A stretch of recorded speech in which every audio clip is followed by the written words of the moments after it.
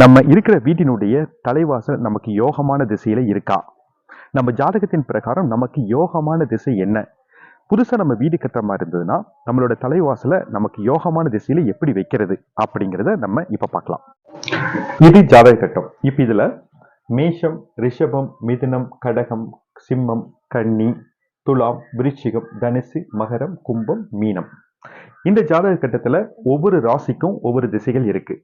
இப்போ மேஷத்துக்கு கிழக்கு திசை, ரிஷபம் தெற்கு திசை, மிதுனம் மேற்கு திசை, கடகம் வடக்கு, சிம்மம் கிழக்கு, கன்னி தெற்கு, துலாம் மேற்கு, விருச்சிகம் வடக்கு, தனுசு கிழக்கு, மகரம் தெற்கு, கும்பம் மேற்கு, மீனம் வடக்கு. ஒவ்வொரு லக்னத்திற்கும் இந்த 4ஆம் வீட்டினுடைய திசையே யோக திசை. இப்ப அப்படி பார்த்தா மேஷ லக்னத்துக்கு 4ஆம் வீடு 1 2 3 4 4ஆம் வீடு கடக வீடு. கடக வீட்டினுடைய திசை வடக்கு. அப்ப மேஷ லக்னக்காரர்களுக்கு வடக்கு திசை யோகமா இருக்கும். அது மட்டும் இல்லைங்க, இப்ப இந்த 4ஆம் வீட்டினுடைய அதிபதி, இப்ப கடகத்தினுடைய அதிபதி சந்திரன், 4ஆம் வீட்டினுடைய அதிபதி சந்திரன் இந்த ராசி கட்டத்துல எங்க இருக்கிறாரோ, குறிப்பா அவங்களுக்கு துலா ராசின்னு வச்சுக்கோங்களேன். அப்ப இந்த சந்திரன் இங்க இருப்பார், துலாம் வீட்டுல இருப்பார்.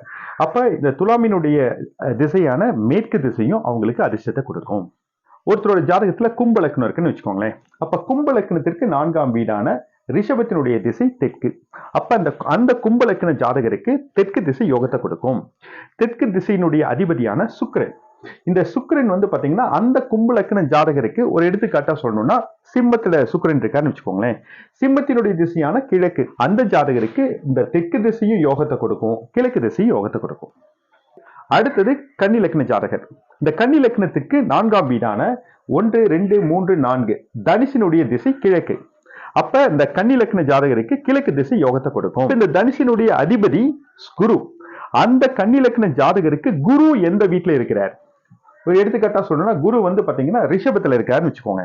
அப்ப ரிஷபத்தினுடைய திசையான தெற்கு திசையும் அந்த கன்னி லக்ன ஜாதகருக்கு யோகத்தை கொடுக்கும்.